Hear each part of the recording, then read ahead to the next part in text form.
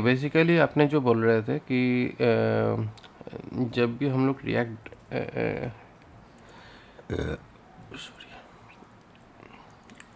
Dot tape इस site में जब जाते हैं, यहाँ पे जाने के बाद रिएक्ट बेसिकली हम लोग ऑलरेडी देख चुके थे कि ये एक ऐसे काम करता है कि एक लाइब्रेरी जैसा है, ठीक है। क्योंकि बेसिकली हम लोग इसको कुछ थर्ड पार्टी लिंक डाल के उसको एज एप्लीकेशन उसको लॉन्च कर सकते हैं। बट इसका मेन पर्पस क्या है? इसका मेन पर्पस यही है कि हम लोग जब इसका फ्रंट एंड बनाते हैं, जैसे कि मैंने आपको कुछ देर पहले जो साइट दिखाया था, उसका जो फ्रंट एंड था, मतलब जो यूआई जो डिजाइन दिख रहा था, वो डिजाइन एक्चुअली रिएक्ट में बना है, ठीक है। उसका कंप्लीट जो यूआई आपने जो देखे, वो कंप्लीट यूआई आपका रिएक्ट जेएस में दिखा, ठीक है। तो उसका फ्रंट एंड रिएक्ट जेएस में है, लेकिन उसका बैक एंड जो है वो पीएचपी में है, ओके। तो बेसिकली पीएचपी किस लिए मैंने यूज़ किया? क्योंकि मेरा जो सर्वर है, सर्वर एनवायरनमेंट जो है वो पीएचपी सपोर्ट करता है, तो इसलिए मैंने बैक एंड पीएचपी यूज़ किया। अगर आपको बैक एंड पाइथन यूज़ कर मतलब सपोर्ट करता है तो आप पाइथन यूज़ कर सकते हो। आपके पास अगर नोड जेएस है तो नोड जेएस आप यूज़ कर सकते हो। जावा सपोर्ट करता है तो जावा यूज़ कर सकते हो, जो भी आप चाहते हो। बेसिकली क्या होता है, आप अगर वीपीएस लेते हो तो वीपीएस में आपके जो हिसाब है, मतलब आप जिस सिस्टम के ऊपर आप काम कर रहे हो, उसी सिस्टम के ऊपर ही आप अपना एप्लीकेशन को लॉन्च कर सकते हो जब आप यूज़ कर रहे हो वीपीएस। और जब आप शेयर सर्वर लेते हो, सर्वर के बारे में कोई नॉलेज है? सर्वर मीन्स कौन सा सर्वर? लाइक दैट जैसे ओरेकल डेटाबेस का मालूम था, ओके। मतलब कितने कितने तरह का सर्वर है और कैसे क्या काम करता है? ये जैसे सर्वर EC2 इंस्टेंस और AWS का मालूम है बेसिकली। अच्छा EC2 इंस्टेंस इसे मालूम है। अच्छा सर्वर भी बनाते हैं, जैसे हम लोग मल्टीपल सर्वर बनाते हैं।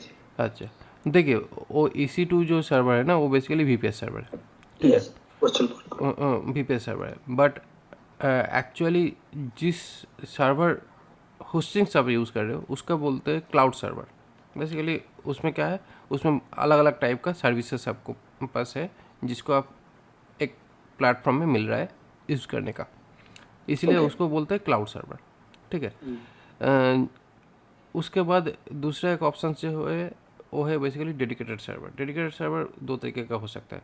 एक आपने जो आपके पास जो मशीन है उसको आप एज ए सर्वर अगर यूज़ करते हो तो वो डेडिकेटेड सर्वर हो जाता है, ठीक है। और एक होता है VPS, मतलब वर्चुअल प्राइवेट सर्वर, जो आप EC2 का नाम किए। वो EC2 बेसिकली क्या होता है, आपका सर्वर तो है खुद का, लेकिन वो आपके पास नहीं है, वो आप दूसरे किसी के जगह पे आप उसको रखे हो, उसके लिए आप रेंट पे कर रहे हो, करेक्ट, यस। ठीक है। बेसिकली वो जो पेमेंट जाता है वो रेंट पेमेंट ही होता है, इंफ्रास्ट्रक्चर सर्विसेज, ठीक है। तो इसीलिए रेंट पे किया, और उसका जो स्पेस जो है वो आप यूज़ कर रहे हो अपने काम के लिए। तो इसी तरीके से हम लोग VPS यूज़ करते हैं।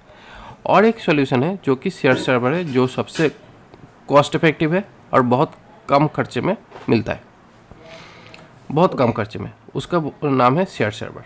और बेसिकली क्या है, आप अगर कोई भी आइडिया, कोई भी चीज़ को अगर लॉन्च करना चाहते हो क्विकली और उसको वैलिडेट करके थोड़ा सा कमाना चाहते हो ज़्यादा, तो उसके लिए आप शेयर सर्वर जो है वो सबसे ज़्यादा आप यूज़ कर सकते हो। और शेयर सर्वर जो होता है वो बेसिकली उसमें आपको ज़्यादातर जो एनवायरनमेंट सपोर्ट्स जो दिखता है वो बेसिकली PHP में दिखता है, ठीक है। PHP के अलावा आपको दूसरा कोई एनवायरनमेंट उसमें प्री इंस्टॉल्ड नहीं दिखेगा, ठीक है। कुछ कुछ जगह पे आपको नोड जेएस एनवायरनमेंट दिखता है, जैसे कि आप अभी का बहुत सारा क्लाउड होस्टिंग है जिसमें बेसिकली ओनली नोड जेएस का ही सपोर्ट आपको दिखेगा। जैसे कि आपको वर्सेल बोल कर एक है, vercel.com ओके। बोलकर एक साइट है, जो बेसिकली इसका मेन है कि ये होस्टिंग प्रोवाइडर है, ठीक है। लेकिन इसका जो होस्टिंग है ये basically kind of share server बोल सकते हैं, लेकिन इसका जो होस्टिंग है ये ओनली आपको प्रोवाइड कर रहा है नोड.js एनवायरनमेंट, ठीक है।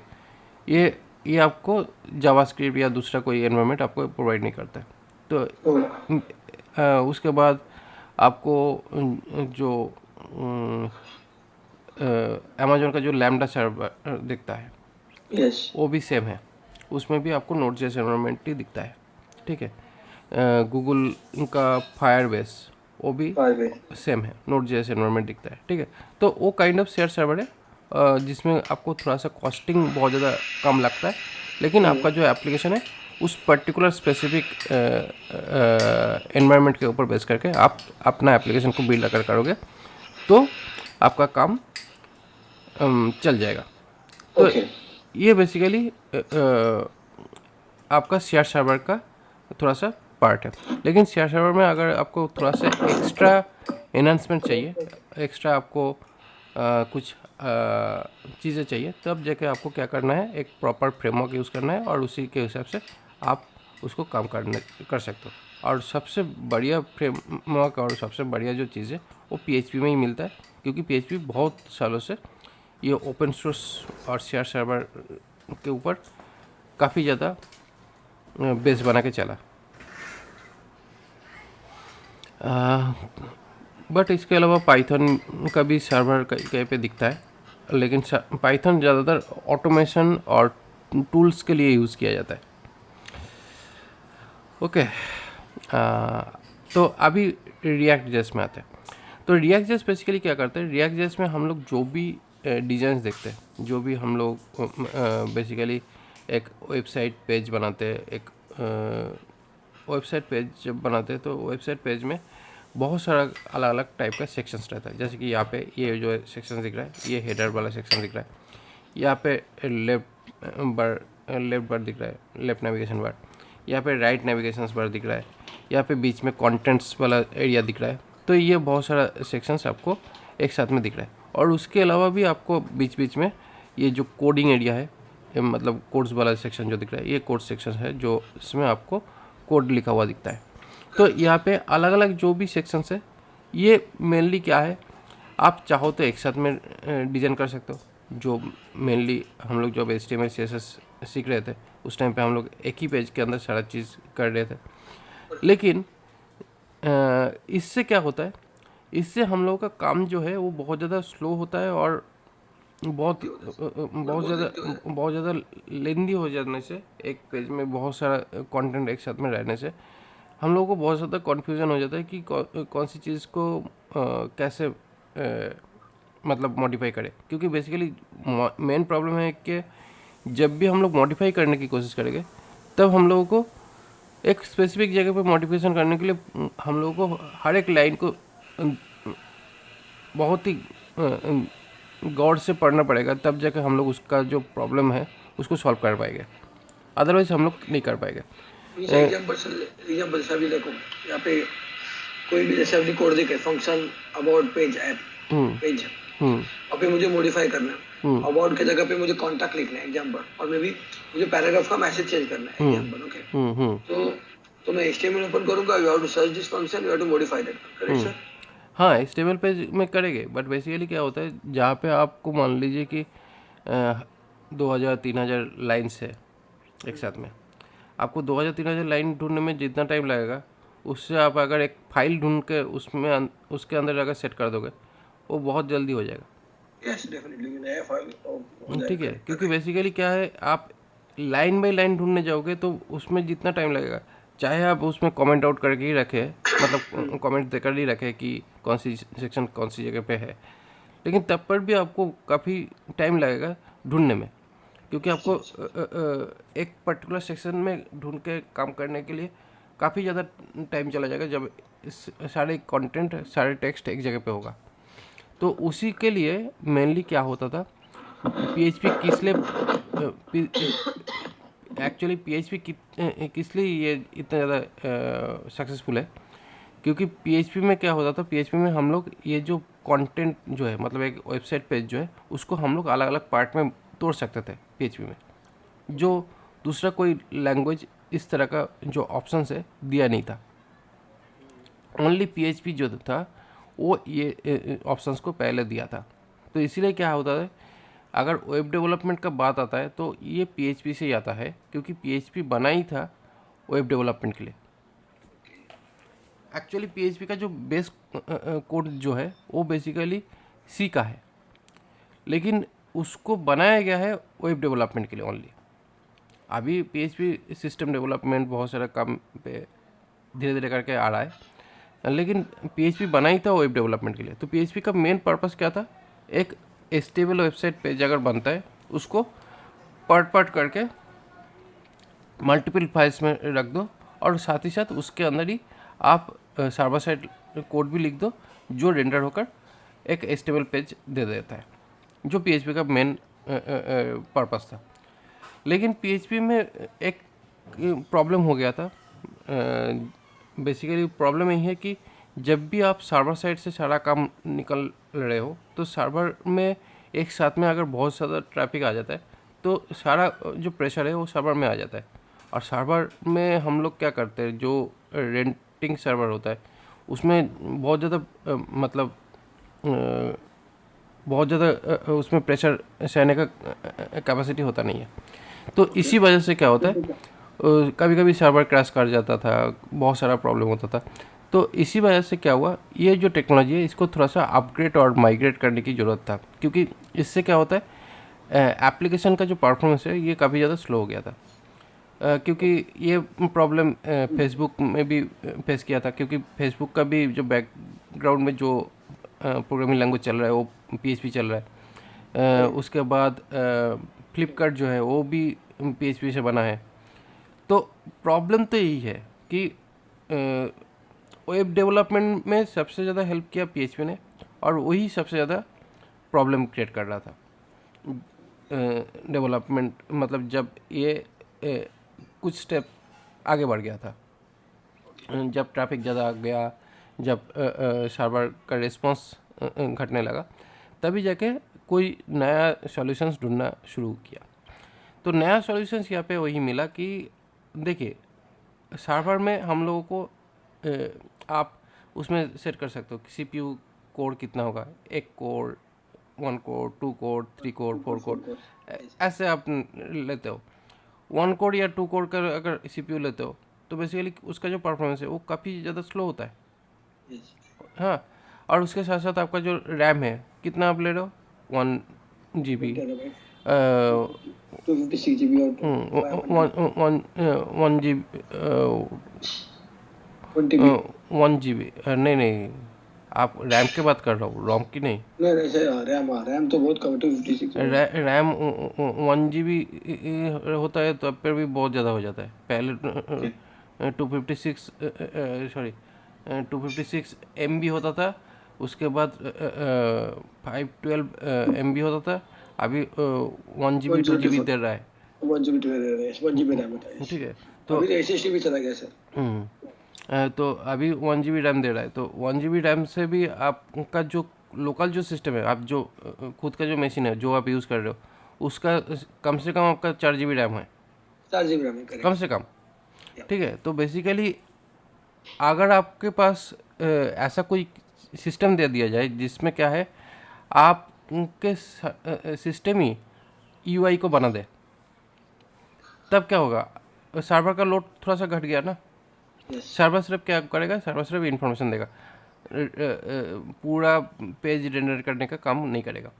तो उसीलिए क्या हुआ, HTML को लेकर, मतलब जैसे ही HTML 5 लॉन्च हुआ 2014 में, उसके बाद से तुरंत वो लोग इसको थोड़ा सा रीमॉडिफाई करना शुरू कर दिया। पहले से ही हो रहा था, जावास्क्रिप्ट को लेकर बहुत सारा एक्सपेरिमेंट हो रहा था। तो उसके बाद जावास्क्रिप्ट जैसे 2014 में जब निकला तो क्या हुआ, HTML 5 जो है वो स्टैंडर्डाइज हो गया। और स्टैंडर्डाइज होने जाने के बाद अभी HTML को लेकर ज़्यादा दिक्कत नहीं है। अभी मेन दिक्कत क्या है, HTML को रेंडर कैसे कराया जाए। तो HTML को रेंडर करने का बहुत सा अलग अलग तरीका था। उसमें जावास्क्रिप्ट एक अच्छा है, क्योंकि जावास्क्रिप्ट बेसिकली डोम को एक्सपोज करना, मैनेज करना, ये काम कर सकता था। लेकिन जावास्क्रिप्ट में भी दिक्कत यही है कि उसमें भी बहुत सारा लिमिटेशंस आ रहा था। जैसे कि यहाँ पे जो HTML वाला जो सिंटेक्स है इंटरनली, ये तो लिख नहीं पाते थे। तो उसके लिए क्या हुआ था, रिएक्ट जेएस नहीं आया था पहले आया था एंगुलर जेएस में अलग अलग कंपोनेंट के हिसाब से अलग अलग डिज़ाइंस को बना के रखते थे और उसी को यूज़ करके हम लोग अपना प्रोजेक्ट को बिल्ड करते थे। एंगुलर जेएस पहले आया था इसी एमवीएम प्रोसेस में। मतलब इसको जो हम लोग जो काम करते हैं ना, इसको बोलते हैं MVM, model view view model, मतलब एमवीवीएम। ठीक है। तो ये जो एमवीवीएम प्रोसेस जो है, ये एमवीवीएम प्रोसेस बेसिकली पहले आया था एंगुलर जेएस में।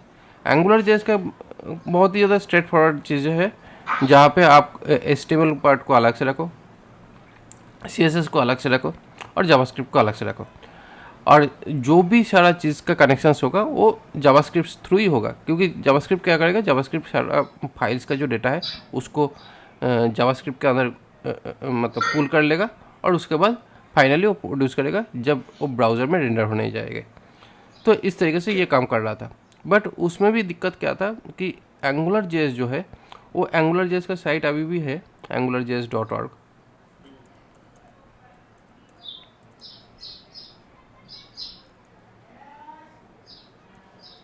angularjs.org ये अभी भी ये साइट है। तो ये जो साइट है, ये साइट इनका जो मेन पर्पस जो है, ये बना था इसी वजह से कि इस साइट को मतलब एंगुलर जो कंपोनेंट्स है, वो एंगुलर कंपोनेंट्स अलग अलग एचटीएमएल सीएसएस जावास्क्रिप्ट को अलग कर दिया था। लेकिन इसका जो प्रॉब्लम है, ये बेसिकली अलग तो कर दिया और उसी हिसाब से ये सर्वर में भी चलता था। मतलब सर्वर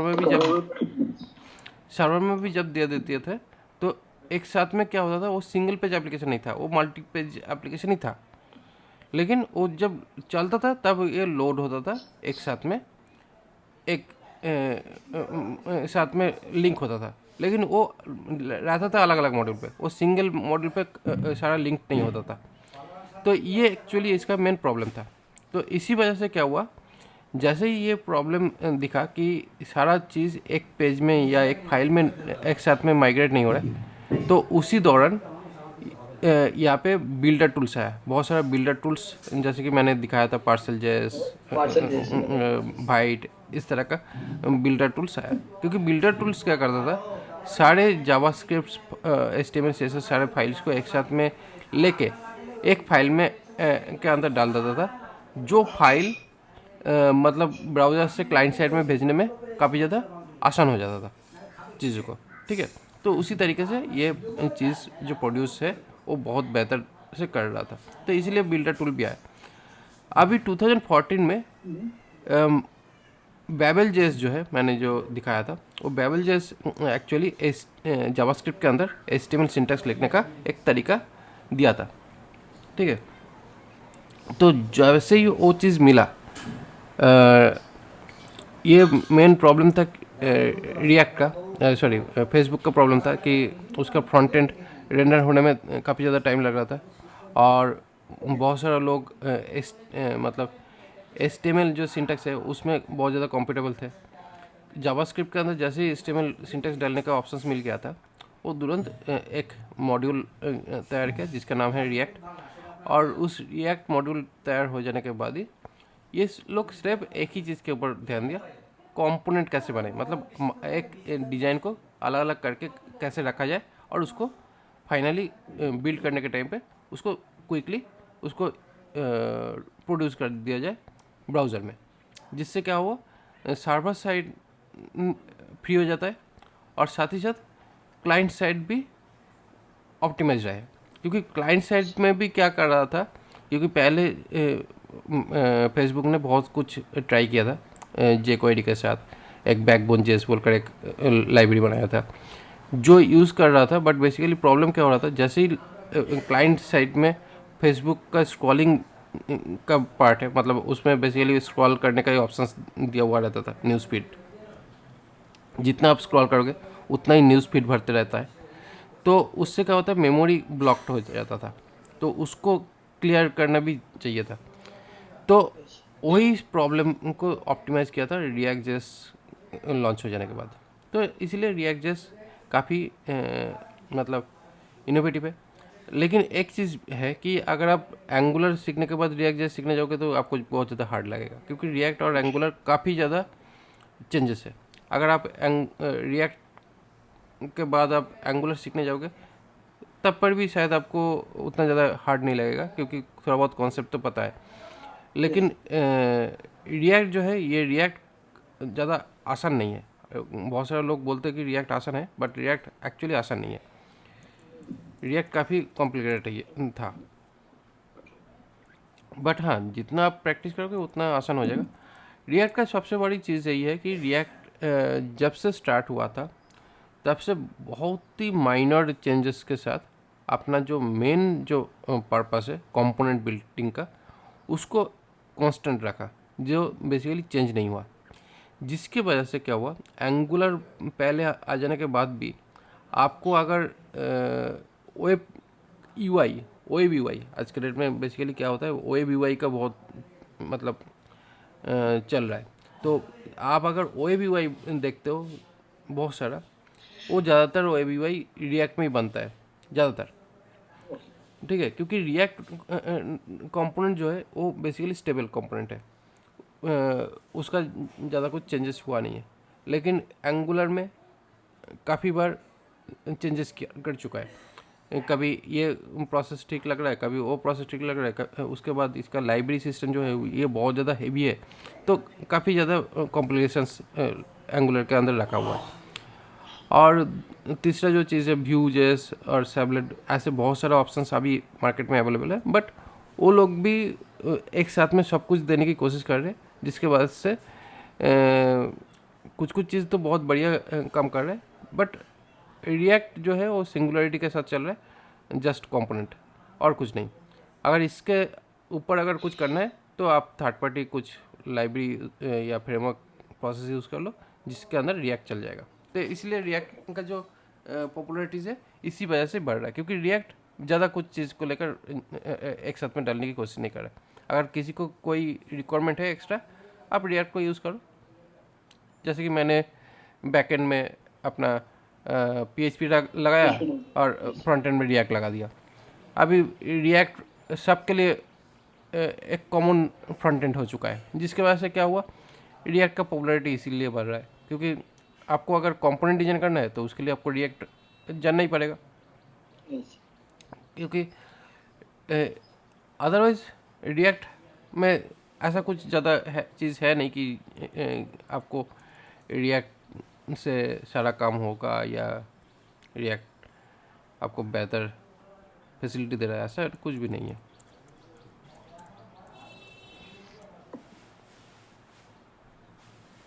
ओके, चलिए, तो हम लोगों का यहाँ पे डिफ़ॉल्ट आउटपुट जो है वो लास्ट टाइम हम लोग देखे थे। ठीक है, तो अभी यहाँ पे ये बेसिक से आउटपुट है जो हम लोगों को यहाँ पे थोड़ा सा अंडरस्टैंडिंग मिला था। अभी इस अंडरस्टैंडिंग के बाद हम लोगों का यहाँ पे जो एंट्री फाइल है, यहाँ पे एंट्री फाइल हम लोग index.tsx है। उसके बाद यहाँ पे index.tsx में हम लोग यहाँ पे ऐप को डाले थे, welcome.ts में इसको यूज़ किया था क्या? हाँ, इसको यूज़ किए थे इस ऐप के अंदर, app.tsx के अंदर जाके हम लोग इसको यूज़ किए थे। तो इसी तरीके से हम लोग बेसिक से एक ऐप स्ट्रक्चर बिल्ड किया थे। ओके, कि हम लोग ने यहाँ पे app.txs से हम लोग पहले वेलकम है ये किया, वेलकम का प्रिंट किया, welcome.txs को कॉल किया। इसके बाद हम लोगों ने ऑफिस इसको बैकग्राउंड कलर स्टार्ट किया और हार्ड कोडेड किया, दिस इज सिंपल। इसके बाद फिर पहले का प्रिंट किया। ठीक है, तो अभी बेसिकली क्या है, अभी मैंने जो अपना जो साइट का जो डिज़ाइन है वो मैंने जैसे दिखाया। अगर आपको देखिए, बेसिकली यहाँ पे रिएक्ट का मेन काम ही है कि UI बिल्डिंग करना और उसको प्रॉपरली मैनेज करना, क्योंकि यही रिएक्ट का सबसे बड़ा काम है। तो इसलिए क्या होता है, रिएक्ट में हम लोगों को काफ़ी अलग अलग टाइप का फ्रेमवर्क मिल जाता है। और रिएक्ट का फैसिलिटी बोले या अच्छा या बुरा कुछ भी हो सकता है, मेन चीज़ यही है कि रिएक्ट का कोई भी स्ट्रक्चर नहीं है। मतलब रिएक्ट में कोई आपको प्राइमरीली कोई स्ट्रक्चर आपको देगा नहीं, फ्रेमवर्क स्ट्रक्चर जो आपको एंगुलर में मिल जाता था, या बहुत सारे अलग अलग फ्रेमवर्क में मिलता है, लेकिन रिएक्ट में कोई भी फ्रेमवर्क मतलब कोई भी स्ट्रक्चर नहीं देता है। वो सिर्फ एक प्रोसेस है जहाँ से आप स्टार्ट कर सकते हो। उसके बाद आप इसको कैसे बिल्डअप करना है, कैसे इसको आगे ले जाना है, वो आपका थॉट्स है। तो इसलिए यहाँ पे क्या है, यहाँ पे एक स्ट्रिक्ट मोड करके यहाँ पे ऐप कंपोनेंट यहाँ पे घुसा दिए। उसके बाद यहाँ पे इस ऐप कंपोनेंट के अंदर आप कहाँ से कैसे क्या चैनल निकालोगे, वो आपका कम्प्लीटली आपके थॉट्स है। तो यहाँ पे मेनली क्या होता है, रिएक्ट में काम करने के लिए हम लोगों को, रिएक्ट में क्या, किसी भी सॉफ्टवेयर को में काम करने के लिए हम लोग को पहले जो है वो एक स्ट्रक्चर बिल्डिंग का सबसे बड़ा रिक्वायरमेंट है, क्योंकि विदाउट स्ट्रक्चर आप एप्लीकेशन को बिल्ड नहीं कर सकते हो। और यहाँ पे आप जो चीज़ बना रहे हो रिएक्ट से, वो बेसिकली एक एप्लीकेशन का स्ट्रक्चर जो है वही आप बिल्ड करने जाओगे। तो यहाँ पे स्ट्रक्चर बिल्डिंग करने का मेन तरीका ये है कि मुझे कुछ फोल्डर स्ट्रक्चर बिल्ड करना है, जिससे हम लोग का काम जो है वो थोड़ा सा सिंप्लीफाई हो जाए। तो यहाँ पे मैंने क्या कर रहा हूँ, यहाँ पे इंडेक्स .tsx जो है वो index.html के साथ लिंक्ड है, तो इसलिए ये होना चाहिए। इसके साथ ये app.tsx जो है ये एक्चुअली मेन प्राइमरी फाइल है, जहाँ पे एप्लीकेशन का स्टार्टिंग फाइल है।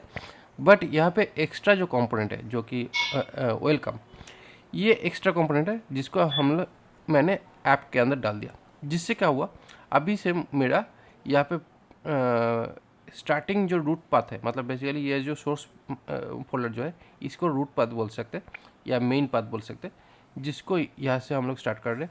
और उसके बाद जैसे ही मुझे यहाँ पे इस पर्टिकुलर स्ट्रक्चर को मैनेज करना है अलग अलग फोल्डर के थ्रू, उससे हम लोगों का ये जो एक्सेसिबिलिटी है काफ़ी ज़्यादा आसान हो जाता है।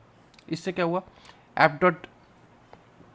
ऐप फोल्डर के अंदर वेलकम को घुसा दिया, तो इससे क्या हुआ, हम लोगों को यहाँ पे एक स्ट्रक्चर मिला जिससे हम लोग का काम जो है काफ़ी ज़्यादा आसान हो सकता है। या यहाँ पे हम लोग एक ऐप स्ट्रक्चर बना रहे हैं, या इसके अलावा आप इसको काफ़ी अलग अलग टाइप का स्ट्रक्चर आप इसको बिल्ड कर सकते हो। मतलब ये कम्प्लीटली डिपेंड करता है थॉट्स के ऊपर। यहाँ पे ये ऐप बनेगा या कंपोनेंट बनेगा, ये डिपेंड करता है कम्प्लीटली आप किस तरीके से अपना एप्लीकेशन का स्ट्रक्चर जो है वो बनाओगे। क्योंकि यहाँ पे ऐसा नहीं है कि यहाँ पे कोई स्टैंडर्डाइज है, ऐसा कोई भी स्टैंडर्डाइजेशन नहीं है। आप यहाँ पे अपने हिसाब से कोई भी स्टैंडर्ड पकड़ के अपना काम को कर सकते हो। अभी बेसिकली क्या है, अगर एप्लीकेशन बिल्डिंग का प्रोसेस है, जैसे कि नेक्स्ट जेएस में नेक्स्ट जेएस बोलकर जो फ्रेमवर्क है उसमें जब हम लोग काम करने जाते हैं, उसका प्रोसीड्योर है एप्लीकेशन बिल्डिंग का। तो इसीलिए वो लोग क्या करते हैं, यहाँ पे ऐप बोलकर फोल्डर क्रिएट करके उसके अंदर सारा स्ट्रक्चर बिल्ड करते हैं जिससे काम जो है वो एप्लीकेशन बिल्डिंग में हेल्प होता है। दूसरा कोई फ्रेमवर्क, उसका स्ट्रक्चर थोड़ा सा अलग है। अगर आप यूआई लेवल का बिल्डिंग करना चाहते हो तो उसमें आप चाहो तो आप ऐप रख सकते हो, नहीं भी रख सकते हो। ये डिपेंड करता है आपके कंप्लीट खुद के जो थॉट है उसी के ऊपर बेस करके। कुछ बोलना चाह रहे? नहीं, मैं वही सोच रहा था कि I was thinking about that, वही सोच रहा था कि जैसे अभी प्रोजेक्ट वाइज डिफरेंट अलग अलग रहता है कि क्या बनाना है क्या नहीं। Okay, basically you need only app.css और app.js and index.js, that is important part. हाँ, बेसिकली index.js जो है वो आपको इनिशियली लगेगा, क्योंकि index.js बेसिकली आपका एंट्री पॉइंट है।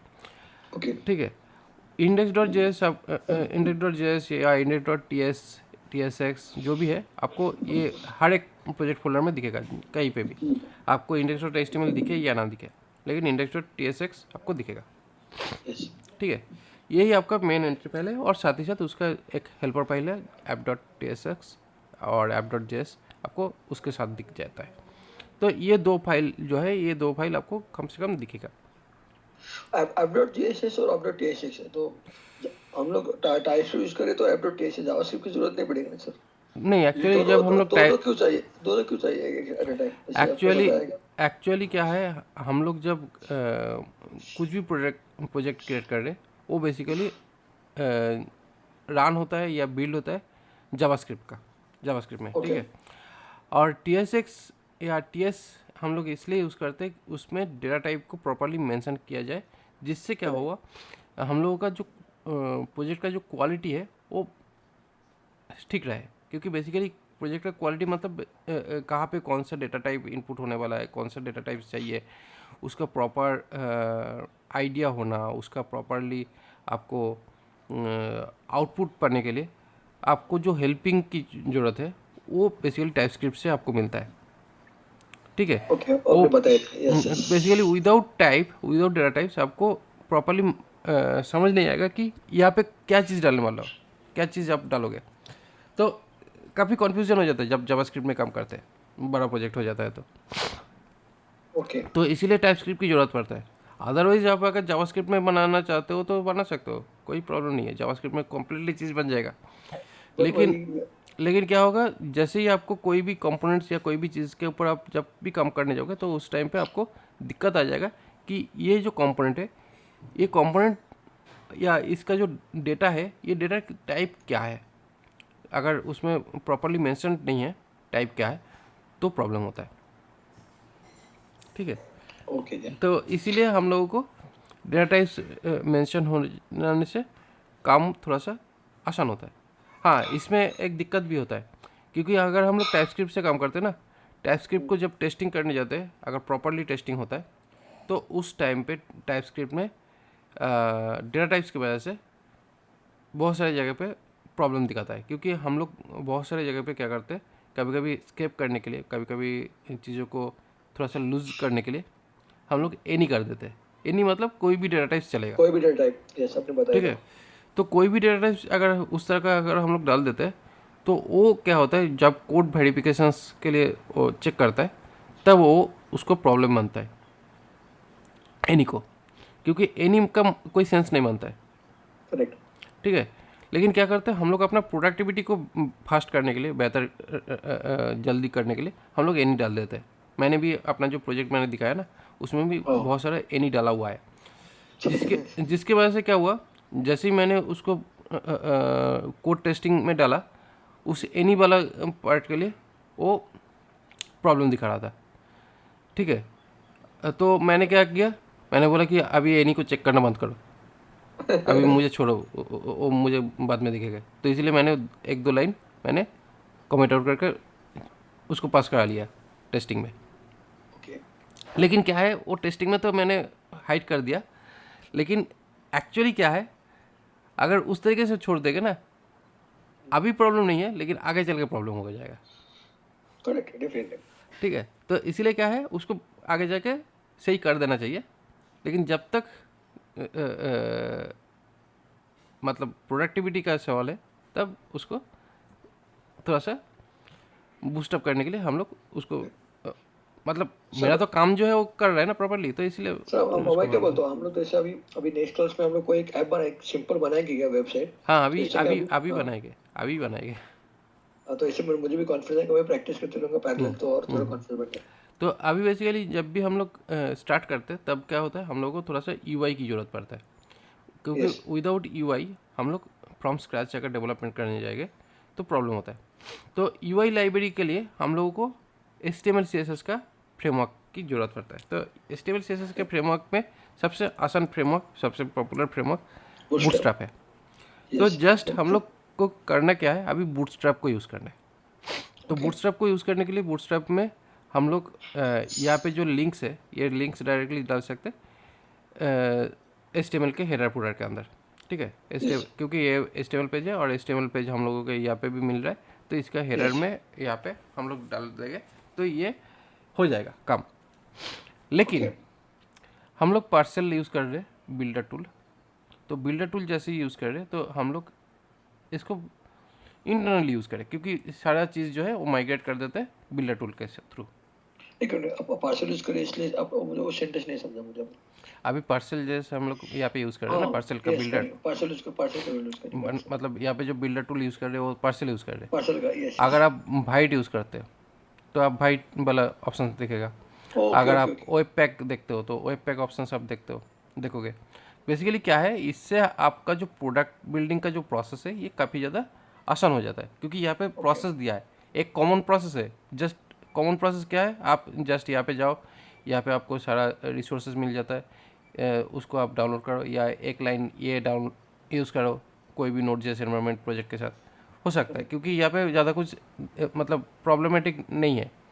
आप किसी भी तरह का प्रोसेस आप यूज़ कर सकते हो। लेकिन पार्सल, जैसे मैंने यहाँ पे पार्सल एज बैकएंड यूज़ कर रहा हूँ, तो इसीलिए पार्सल का कुछ सेटअप्स यहाँ पे दिया हुआ है, जिसको फॉलो करके हम लोग का काम जो है थोड़ा सा आसान हो जाता है।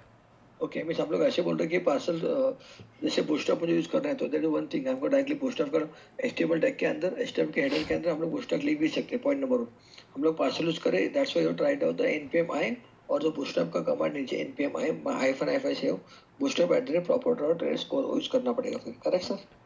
मैं एक बार बोलता हूँ, आपने जो बोला मुझे समझ नहीं आया ठीक से। ओके।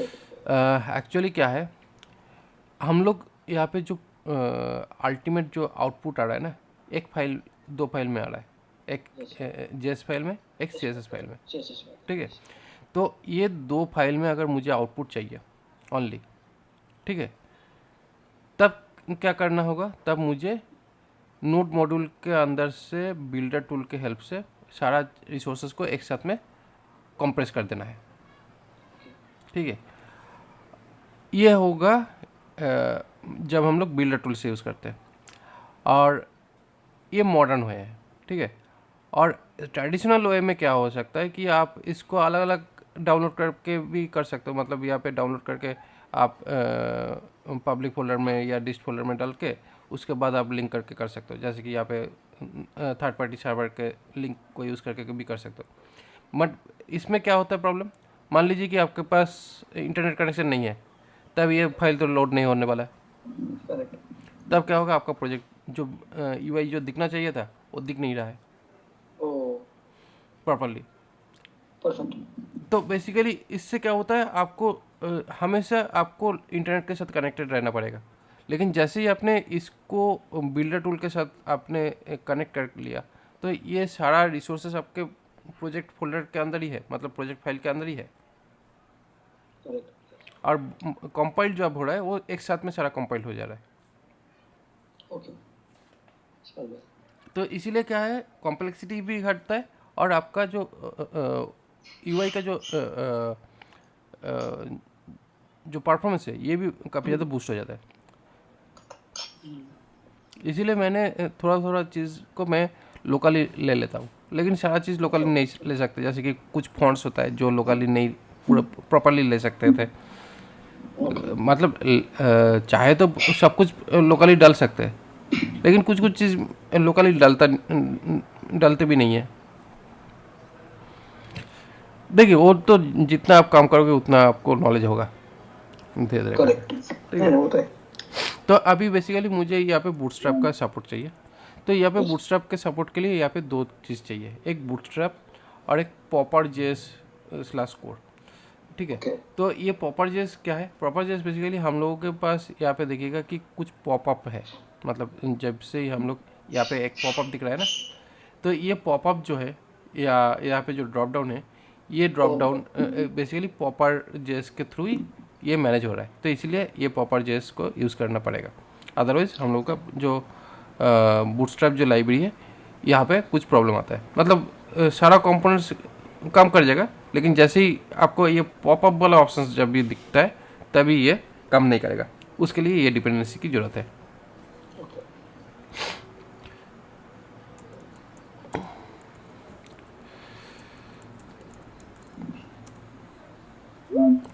तो ये रिसोर्स को ले लिया, तो यहाँ पे डिपेंडेंसी में जाता है ये दो चीज़, क्योंकि ये फाइनल प्रोडक्शन में जाएगा, तो इसलिए ये डिपेंडेंसी में जाएगा। डेव डिपेंडेंसी बेसिकली प्रोडक्शन में जाता नहीं है, ये डेवलपमेंट के टाइम पे ही रहता है।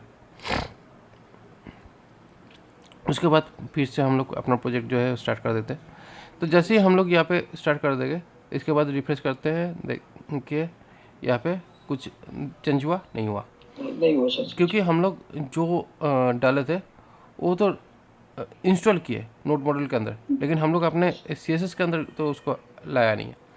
अभी हम लोग इसको सीएसएस के अंदर लाने के लिए क्या करेंगे, इसको सीएसएस के अंदर लाने के लिए यहाँ पे @import यहाँ पे यूज़ करना पड़ेगा। @import यहाँ पे node module slash bootstrap slash जैसे दिखा रहा है dist slash C S S slash bootstrap min. Okay, तो ये है बेसिकली आपको मिनीफाइड वर्जन। इसको आप क्योंकि यहाँ पे जो भी सारा कंपोनेंट्स का जो लाइब्रेरी है सारा एक साथ में हम लोग लेकर ये इसको यूज़ करने वाले हैं, तो इसीलिए हम ये ले लेते हैं। अदरवाइज आप इसको भी बहुत अलग अलग टाइप से आप हम लोग इसको ऑप्टिमाइज़ कर सकते हैं। तो इसके लिए क्या है, सैस यूज़ कर सकते हैं। सैस को यूज़ करके जितना हम लोगों को स्पेसिफिक जितना कंपोनेंट्स हम लोग यूज़ करेंगे उतना ही कंपोनेंट का रेंडरिंग अल्टीमेटली होगा। ओके ठीक है, उससे क्या होता है हम लोग का रिसोर्स जितना आप ऑप्टिमाइज़ कर पाओगे उतना ही हम लोगों का जो ब्राउज़र हो या सर्वर साइड जो है उसका रिस्पांस टाइम काफ़ी ज़्यादा बूस्ट हो जाता है। तो इसलिए हम लोगों को जितना कम कोड से काम कर सकते हैं उतना ही बेहतर। मतलब जितना हम लोगों का ज़रूरत है, कम कोड नहीं, जितना ऑप्टिमाइज्ड कोड में हम लोग जब यूज़ कर सकते हैं, तो इसके लिए हम लोग बिल्डर टूल यूज़ करते हैं। क्योंकि ऑप्टिमाइजेशंस हम लोग खुद से नहीं कर सकते, वो बिल्डर टूल्स के ऊपर थोड़ा सा हेल्प लेना ही पड़ता है। तो ये है C S S linking process. देखिए जैसे ही सी एस एस लिंक किया तुरंत सारा कोडिंग का जो स्ट्रक्चर है वो चेंज हो चुका है। चेंज हो गया, हेडर आ गया, H1 आ गया, ठीक है, तो बेसिकली इसका जो स्ट्रक्चर है चेंज हो गया। इसके साथ मुझे बूटस्ट्रैप जेस जो है उसको भी लिंक करना है। तो बेसिकली क्या है यहाँ पे बूटस्ट्रैप जेस क्या है, मैं थोड़ा सा यहाँ पे एक्सपेंड करके दिखा देता हूँ। नोड मॉड्यूल्स ये है फोल्डर, यहाँ पे बहुत सारा फोल्डर्स आपको दिख जाएगा एक साथ में। तो यहाँ पे ये सारा फोल्डर्स के अंदर यहाँ पे आपको दो तीन चीज़ एक साथ में दिखेगा। यहाँ पे मेन चीज़ क्या है, सैस। मतलब मैंने थोड़ा बहुत बताया था जब बूटस्ट्रैप दिखाया था, थोड़ा बहुत सैस के बारे में बताया होगा शायद, बताया था ना सैस के बारे में।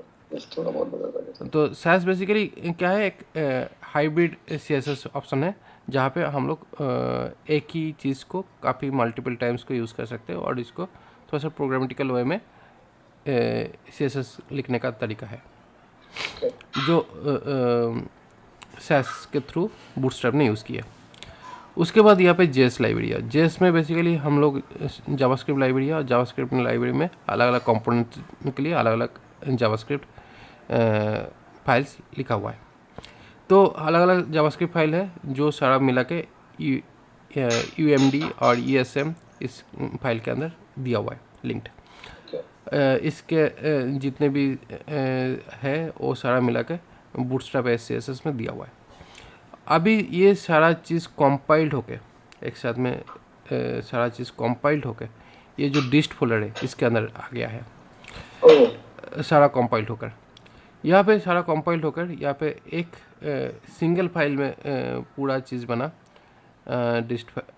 ये डिस्ट फाइल में नहीं, ये डिस्ट फाइल में, इस डिस्ट फाइल में सारा कंपाइल होकर यहाँ पे CSS का जितनी भी हम लोग चीज़ें दिखे वो सारा चीज़ें मिला के बूटस्ट्रैप CSS सारा चीज़ मिला के आया और उसको भी कंप्रेस किया बूटस्ट्रैप मीन CSS। मतलब ये बड़ा फाइल देखते हैं तो ये बेसिकली कम्प्लीटली सारा चीज़ को एक जगह पर ला के रख दिया, लेकिन ये कंप्रेस नहीं किया क्योंकि ये अलग अलग लाइन पे दिख रहा है सारा कोड एक साथ में। जैसे ही यहाँ पे ये ओपन करता हूँ तो ये सारा फाइल को एक साथ में कंप्रेस करके ऐसा कुछ कोड डाल दिया। कंप्रेस वाला कोड रीड नहीं कर सकते अपन। ये वाला कंप्रेस वाला कोड रेंडर तो होता है लेकिन उसको डिबग नहीं कर सकते। ठीक है,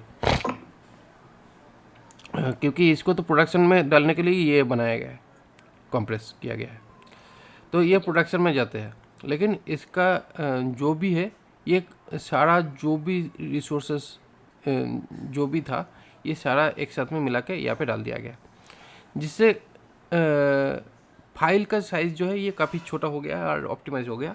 लेकिन इससे एक प्रॉब्लम है कि यहाँ पे सारा कंपोनेंट तो हम लोग यूज़ नहीं करेंगे बूटस्ट्रैप का जब हम लोग फाइनल प्रोडक्शन में यूज़ करते हैं, तभी क्या होता है ये एक्स्ट्रा फाइल का जो हेवी वेट जो है ये बढ़ जाता है।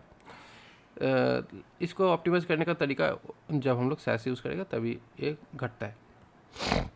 तो अभी उतना घटाने की ज़रूरत नहीं है, वैसे भी ऑप्टिमाइज्ड है। ठीक है। तो यहाँ पे बूटस्ट्रैप मीन CSS है और बूटस्ट्रैप मीन JS, ये दोनों फाइल यहाँ पे दिखता है। बूटस्ट्रैप मीन JS जो है ये जितने भी बूटस्ट्रैप रिलेटेड जो भी फीचर्स है वो सारा था, लेकिन जैसे ही पॉपअप या कुछ भी चीज़ आता है जैसे कि पॉपर JS का सपोर्ट, वो अगर चाहिए तब क्या होगा, यहाँ पे बूटस्ट्रैप बंडल मीन JS ये यूज़ करना पड़ेगा। ठीक है। अभी हम लोग जैसे क्या रहेगा, क्या हम लोग जैसे यहाँ पे पैकेज डॉट जेसन में, इस पैकेज डॉट जेसन में इस पैकेज का नाम क्या है, बूटस्ट्रैप। ठीक है। तो मैंने यहाँ पे क्या करता हूँ, जैसे हम लोग एक लाइब्रेरी फाइल को इंपोर्ट करना चाहता हूँ यहाँ पे जावास्क्रिप्ट में, जस्ट मैंने यहाँ पे बूटस्ट्रैप लिखता हूँ, बूटस्ट्रैप। ठीक है, just bootstrap. Bootstrap mean CSS VS और कुछ नहीं सर, जस्ट बूटस्ट्रैप। इससे क्या होता है, जो यहाँ पे दिख रहा है ये भी कर सकते हैं CSS, इसमें भी लिंक कर सकते हैं, क्योंकि यहाँ पे जैसे CSS लिंक किया हुआ है वैसे यहाँ पे भी CSS लिंक हो सकता था, लेकिन हम लोग करेंगे नहीं, क्योंकि हम लोग CSS लिंकिंग की जो प्रोसेस है वो यहाँ पे कर दिया है। ओके। तो इसलिए यहाँ पे और ज़रूरत नहीं है। और बूटस्ट्रैप को यूज़ करने का तरीका बहुत सारा अलग है, क्योंकि यहाँ पे एक तरीका यहाँ पे दिखा रहा है, देखिए मैंने डॉक्यूमेंटेशन के साथ पूरा बोल रहा हूँ। देखिए यहाँ पे ये वाला ऑप्शन दिखा रहा है, ये ऑप्शंस काम नहीं करता है, सॉरी काम करता है जब हम लोग SCSS यूज़ करेंगे। अगर आपको SCSS आप यूज़ करोगे तब ये वाला काम करेगा, अदरवाइज़ नहीं करेगा। अदरवाइज़ मैंने जैसे दिखा रहा हूँ CSS में वैसे करेगा। ठीक है। ये वाला ऑप्शन काम नहीं करेगा। यहाँ पे ये ऑप्शंस दिखा रहा है जब आप JS के साथ काम कर रहे हो। ठीक है, JS में आप इस तरीके का यहाँ पे लिख सकते हो। ठीक है, इस तरीके से ये कर दिया। लेकिन जैसे ही मैंने ये चीज़ डाला, देखिए यहाँ पे बेसिकली ये जो बूटस्ट्रैप है ना, ये बूटस्ट्रैप एक ऑब्जेक्ट जैसा है। तो इस बूटस्ट्रैप ऑब्जेक्ट अभी हम लोगों को कहीं पे यूज़ करना नहीं है, क्योंकि यहाँ पे कहीं पे दिखाने की ज़रूरत नहीं है, कहीं पे यूज़ करने की ज़रूरत नहीं है। तो इसीलिए क्या करते हैं, मैंने इसका एक्चुअली प्रोसेस ये किया कि जस्ट इंपोर्ट ही करना है मुझे, उसका जो index.js जो है वो सिर्फ आ जाएगा, और हम लोगों का जो जावास्क्रिप्ट लाइब्रेरी है फाइनल, उसके साथ ही ये चलेगा। तो इसलिए जस्ट इंपोर्ट बूटस्ट्रैप। तो जैसे ही यहाँ पे इंपोर्ट बूटस्ट्रैप किए, मैंने जैसे बोला कि यहाँ पे पैकेज डॉट जेसन जो है, ये पैकेज डॉट जेसन में बूटस्ट्रैप पैकेज का नाम है जो यहाँ पे मेंशन किया गया है। ठीक है, वो पैकेज का नेम है, और इस पैकेज के अंदर ही आपको एक एंट्री फाइल दिखेगा, मेन फाइल। ठीक है, मेन फाइल कौन सा दिखा रहा है, dist/js/bootstrap। इस फाइल को एक्चुअली एज मेन यहाँ पे इंपोर्ट कर लिया, जैसे मैंने यहाँ पे इसको कॉल किया। ओके। ठीक है, तो इसी तरीके से ये एक्चुअली इंपोर्ट हो जाता है। तो इसलिए हम लोगों को और कुछ करने की ज़रूरत नहीं है और समझने की भी ज़रूरत नहीं है, जस्ट ऐसे ही ये आ जाता है, जैसे हम लोग यहाँ पे ओनली बूटस्ट्रैप किया। तो ये दोनों फाइल जैसे हम लोग यहाँ पे इंपोर्ट करेंगे, तो ये बूटस्ट्रैप लिखा हुआ जो चीज़ है, इसको एक्चुअली मैंने app.ts में भी डाल सकते हैं, जो जितना आप अपर लेवल में डालना चाहते हो डाल सकते हो। इसका ये app.ts जो है ये अपर तो है, बट इसके भी अपर लेवल में ये है। ठीक है, तो आप यहाँ पे भी डाल सकते हो, आप मतलब कहीं पे भी डाल सकते हो, ऐसा नहीं है कि आप हाँ, लेकिन एक चीज़ है कि कहीं पे मतलब ऐसा नहीं है कि आप चाइल्ड में डाल दिया, चाइल्ड में डालोगे तो नहीं काम करेगा, क्योंकि ये ग्लोबल रिसोर्सेस है। तो ग्लोबल रिसोर्स को जितना चाहे अपना आप उतना ग्लोबल में रखने की कोशिश करो तो बेहतर होगा। तो जितना पेरेंट जितना टॉप लेवल में रख सकते हैं उतना ही बेहतर है। तो यहाँ पे मैंने ये ऑप्शन डाल दिया। ओके, अगर हम लोग ये वाला लाइन नहीं रखते, ये वाला लाइन नहीं रखते, तो ये वाला लाइन जैसे ही हटाया, यहाँ पे स्टैंडर्ड जो सिस्टम लेवल का जो फॉन्ट है वो आ चुका है। तो इसको और एक ऑप्शंस दिखा रहा था, वो ऑप्शंस को भी एक बार एक्सप्लोर करके देख लेते, ये वाला। ठीक है, जैसे ही यहाँ पे इसको इंपोर्ट किया तो देखिए अभी यहाँ पे कुछ प्रॉब्लम दिखा रहा है, बट जैसे ही रिफ्रेश किया ये प्रॉब्लम हट गया है। ठीक है, तो ये हो गया अपना जो CSS है, इस तरीके से भी हम लोग यहाँ पे यूज़ कर रहे हैं। ठीक है, तो ये भी है, तो एक हम लोग यहाँ से कर सकते हैं। लेकिन यहाँ पे एक प्रॉब्लम है, जैसे ही यहाँ पे ये वाला ऑप्शन डाला, देखिए यहाँ पे क्या दिया हुआ कि यहाँ पे H1 टैग जो है, इस H1 टैग में रेड था, लेकिन जैसे ही यहाँ पे यूज़ किया ना, ये क्या किया, इस रेड कलर को ओवरराइट करके ब्लैक कर दिया, फोर्सफुली इसको ओवरराइट कर दिया। तो इसका फोर्सफुल ओवरराइट तो वैसे करता है जावास्क्रिप्ट ने, मतलब बूटस्ट्रैप ने, बट मैंने इसको ओवरलुक करना चाहता हूँ, तो इसी वजह से मैंने इसका यहाँ पे डालना चाहता हूँ, जिससे हम लोग का स्टाइल भी बढ़िया रहे जो मैंने यूज़ करना चाह रहा हूँ, और उसके साथ साथ बूटस्ट्रैप का भी जो आउटपुट है वो प्रॉपरली मिल जाए। ठीक है, अभी बेसिकली एक चीज़ दिखाता हूँ कि हम लोगों को यहाँ पे ये बूटस्ट्रैप में मैंने ये जो डाला, मतलब ये जो इंपोर्ट बूटस्ट्रैप ये वाला क्यों ज़रूरत है, मतलब इसका ज़रूरत कैसा क्यों है, वो मैं दिखाता हूँ। यहाँ पे नैपबर जो ऑप्शन है, जस्ट इसको कॉपी करके पेस्ट कर देता हूँ। यहाँ पे कॉपी करके यहाँ पे जस्ट पेस्ट कर दिया। ठीक है, जस्ट यहाँ पे एक चीज़ याद में रखना है, यहाँ पे क्लास जो है वो क्लास नहीं रहेगा, क्लास नेम हो जाएगा, क्लास को चेंज करके क्लास नेम कर देना है। जावास्क्रिप्ट में रहता है। ठीक है, तो इसीलिए क्या है, हम लोगों को यहाँ पे फाइंड कंट्रोल F, उसके बाद रिप्लेस करना है क्लास नेम, एक साथ में ऑल में लग गया।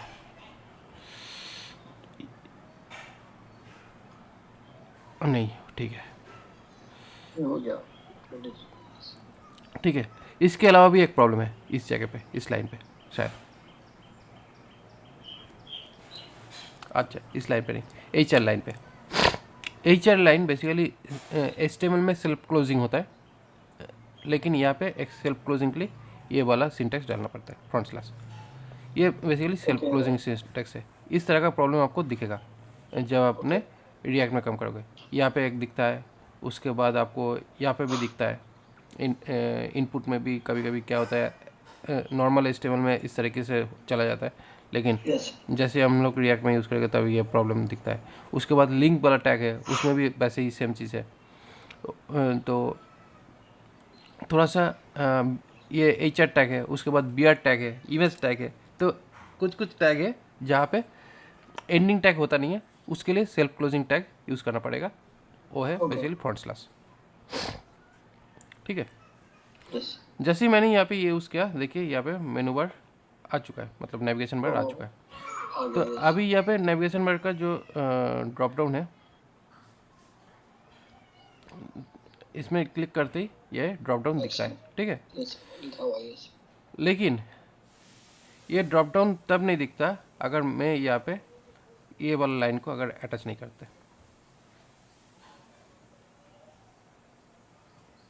देखिए यहाँ पे हैश आ चुका है, बट यहाँ पे ये ड्रॉप डाउन नहीं काम कर रहा है। ठीक है, तो ये बेसिकली इस पर्टिकुलर लाइन का पर्पस है, जो बेसिकली बूटस्ट्रैप मिन.js को पुल करके रख दिया, और उसके बाद यहाँ पे ये ड्रॉप डाउन आ रहा है।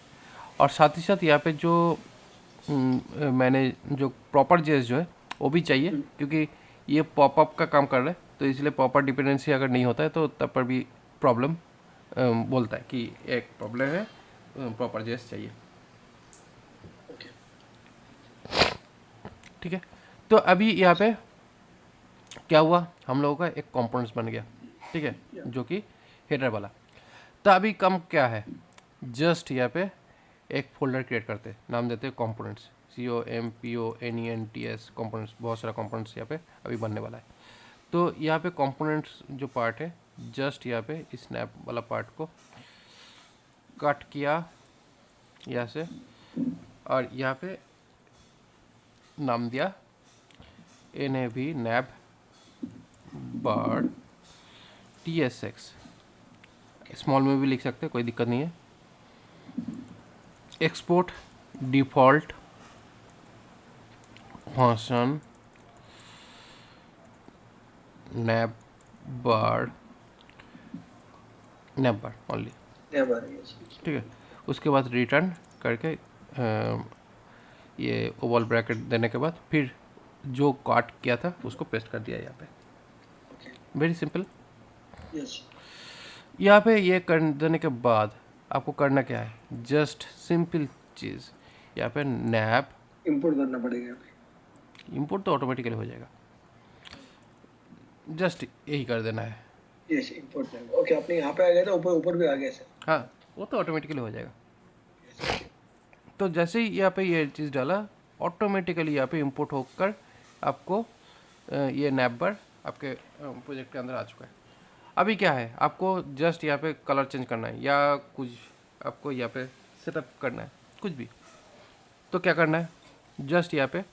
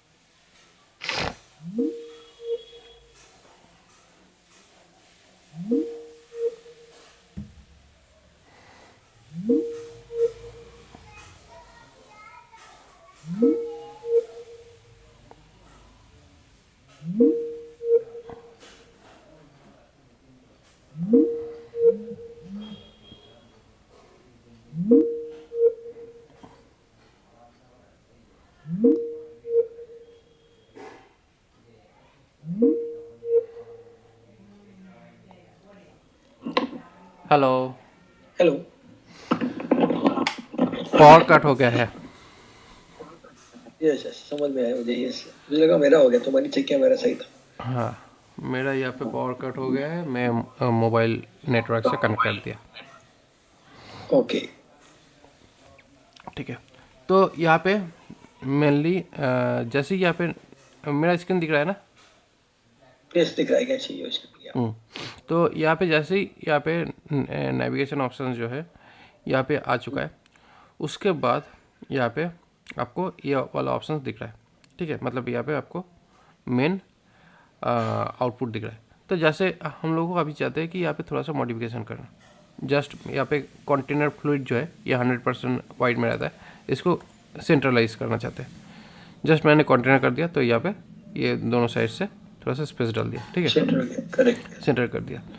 अगर इसके बाद यहाँ पे बॉडी टाइटनर ये ऑप्शंस है, बट इसको छोड़कर मैंने अपना देता हूँ बीजी करके बैकग्राउंड कलर ऐप,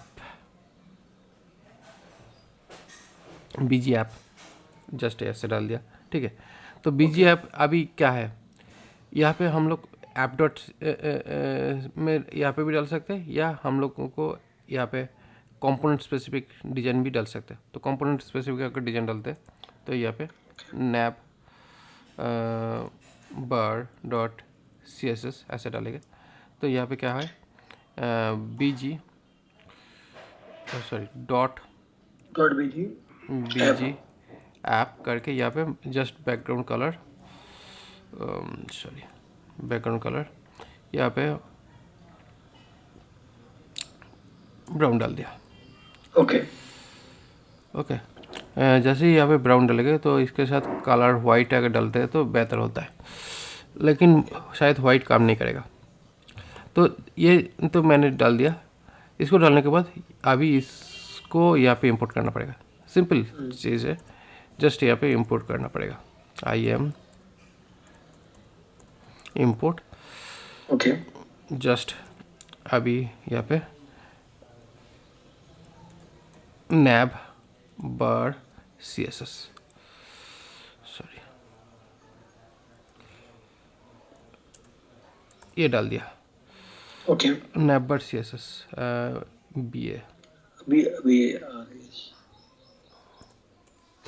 ठीक है, जैसे ही ये डाल दिया तो देखिए यहाँ पे कलर ये जो है चेंज हो चुका है। बैकग्राउंड कलर यस वाइट है ठीक है जी, लेकिन यहाँ पे Okay. कलर जो है वो चेंज नहीं हुआ, मतलब नेविगेशन का जो नैपर का जो कलर है वो नहीं चेंज हुआ। यहाँ पे नैपर कलर चेंज करने में काफ़ी ज़्यादा दिक्कत आ जाता है। तो यहाँ पे एक ऑप्शन है जस्ट वाइट करने का, यहाँ पे नैप बार डार्क बोलकर एक क्लास है जो ओके बेसिकली वाइट कर देता है ऑटोमेटिकली। ठीक है, तो इससे क्या हुआ हम लोगों का ब्लैक, मतलब ये थोड़ा सा ब्लैकिश है कलर, तो इसलिए इसमें वाइट ऐसे ही जचेगा।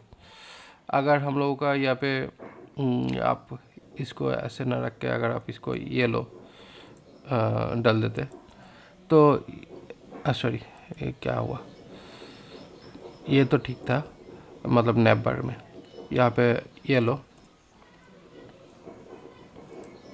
येलो या येलो ग्रीन जो ऑप्शंस यहाँ पे बोल रहा है, ओके तो यहाँ पे बेसिकली येलो ग्रीन अगर होगा तो मेरे ख्याल से ये वाइट कलर नहीं जचेगा, उसमें ब्लैक कलर ही जचेगा। तो उस टाइम के लिए हम लोगों को यहाँ पे ये ज़रूरत नहीं है। यहाँ पे एक दूसरा क्लास है जिसका नाम है LIGST लाइट डालेंगे ओके तो ये ब्लैक हो जाता है, अदरवाइज हम लोग इसको हटा देते हैं जो बाय डिफ़ॉल्ट ब्लैक है। तो सर अब आप जो अपने जो किया नैवेयर डार्क नैवेयर light, so this only for come from practice, जब प्रैक्टिस करेंगे तो भी आ जाएगा। डेफिनेटली प्रैक्टिस है, करते करते आपको काफ़ी ज़्यादा नॉलेज समझ आ जाएगा कि क्या करना है। जैसे कि यहाँ पे क्लास नेम कंटेनर करके यहाँ पे जो भी चीज़ें है उसको बीच सेंटर में लाना है। अभी क्या है आपको काफ़ी ज़्यादा बूटस्ट्रैप में प्रैक्टिस हो जाएगा, क्योंकि बूटस्ट्रैप पहले आपने प्रैक्टिस किया या नहीं किया वो ज़्यादा फर्क नहीं पड़ा, लेकिन अभी क्या है, अभी आप जैसे ही आप एक प्रॉपर डिज़ाइन आप स्टार्ट करना शुरू करोगे तब आपको यहाँ पे जो डिज़ाइन है आप करने लगोगे, और जैसे आप करोगे तो यहाँ पे धीरे धीरे करके आपको सारा बूटस्ट्रैप के जो नॉलेज है वो आपको आ जाएगा। ओके तो इसीलिए मैंने बोला था कि उस टाइम पे जब कि बूटस्ट्रैप के ऊपर ज़्यादा दिमाग खराब करने की कोई ज़रूरत नहीं है। अभी आप चलिए, क्योंकि जैसे ही यहाँ पे आप UI बनाने शुरू करोगे एक कुछ चीज़ों को सोच के, चाहे आप एक E-कॉमर्स साइट बनाना, चाहे आप मेरे जैसा कोर्स साइट है, चाहे आप किसी भी तरह का जो भी आपका दिमाग पे चलता है, कुछ भी आसान हो या बड़ा कुछ हो, जो भी आप समझते हो, जो आप सोचते हो, उसका UI जो है थोड़ा बहुत सिमिलरिटीज़ UI कंपोनेंट्स आपको यहाँ पे मिल जाता है हर एक। ओके देखिए यहाँ पे आपको अलग अलग टाइप का कंपोनेंट्स आपको दिख जाएगा। ठीक है, अलग अलग काम के लिए अलग अलग कंपोनेंट्स आपको यहाँ पे सारा दिख जाता है। ये जो है ना, यहाँ पे जो कंपोनेंट्स के हिसाब से जो कंपोनेंट्स कोड यहाँ पे आपको जो दिखता है, यही कोड एक्चुअली क्या है, एक कंपोनेंट्स बन सकता है। मतलब बेसिकली यहाँ पे मैंने जो कंपोनेंट्स बोलकर एक फोल्डर बनाया ना, ये सारा कंपोनेंट्स फोल्डर बेसिकली आपको यहाँ पे जो भी कंपोनेंट्स दिख रहा है वो सारा कंपोनेंट्स आपको इस कंपोनेंट्स फोल्डर के अंदर जाता है पार्शियल UI के हिसाब से, जो लेकर आप इसको यूज़ करोगे यहाँ पे और एक फोल्डर बनाते पेजेस बोलकर। यहाँ पे जो इंटरनल जो डेटा, मतलब यहाँ पे जो ये वाला जो सेक्शंस जो है, ये वाला सेक्शंस आपको आएगा पेजेस सेक्शंस के अंदर से। होम डॉट TSX यहाँ पे क्या करते हैं, एक्सपोर्ट डिफ़ॉल्ट ये यूज़ करेगा, नहीं करेगा तो दिक्कत ज़्यादा होगा ऐसा नहीं है, बट करने से अच्छा है। तो इस तरीके से यहाँ पे इसमें डाल दिया। ओके, अभी यहाँ पे रैपर कंपोनेंट जो है, मतलब रैपर जो एलिमेंट है डीप ऑलरेडी है, इसके वजह से ये जो React.js डायरेक्टिव जो है ये ज़रूरत नहीं है। ठीक है, क्योंकि वेलकम वेलकम और ये जो वेलकम है इसको इंपोर्ट करना पड़ेगा, क्योंकि ये ऐप फोल्डर के अंदर है, तो इसी वजह से जस्ट मैंने यहाँ पे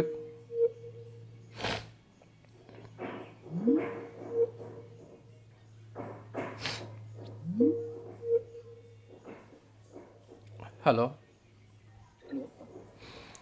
दिखा दे रहा है मेरा screen. Yes I catch you.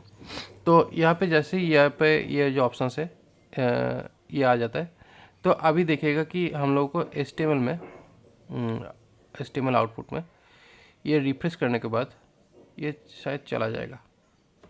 यहाँ पे थोड़ा सा रिफ्रेश कर देता हूँ, ये चला गया। ठीक है, अभी इसको लाने के लिए जस्ट हम लोग यहाँ पे HOME होम इसको इंपोर्ट कर लिया। जैसे यहाँ पे इंपोर्ट किया तो यहाँ पे वो आ चुका है। तो इसी तरीके से क्या हुआ, हम लोगों का स्ट्रक्चर बनता है सारा कंपोनेंट्स का, और जो अनयूज कंपोनेंट्स रहता है उसको हम लोग रिमूव कर सकते हैं। तो इसी तरीके से क्या हुआ, एक प्रॉपरली आपका पेज के जो डिज़ाइंस और आर्किटेक्चर जो है वो आप यूज़ कर सकते हो। और यहाँ पे आपका सबसे ज़्यादा अच्छा ब्लेंडिंग क्या होता है, आपके यहाँ पे HTML आप यूज़ कर रहे हो, CSS आप यूज़ कर रहे हो, कस्टम CSS यहाँ पे यूज़ कर रहे हो, और थर्ड पार्टी भी आप यूज़ कर रहे हो। मतलब जो भी चीज़ आप जैसे भी चाहो आप यूज़ कर सकते हो, जिसमें आपको कोई लिमिटेशंस नहीं है, बट आपको फ्लेक्सिबिलिटी काफ़ी ज़्यादा मिल जाता है एक चीज़ को बेहतर प्रेजेंट करने का। सर आज बहुत हो गया सर, आज मैं प्रैक्टिस करना है इसकी। अब मुझे भेज दो। हाँ, इतना ही बहुत, देखिए बहुत ऊपर से जा रहे हैं मेरा, बहुत ऊपर से जा रहा है। ऊपर जा रहे हैं, समझ में आ रहा है,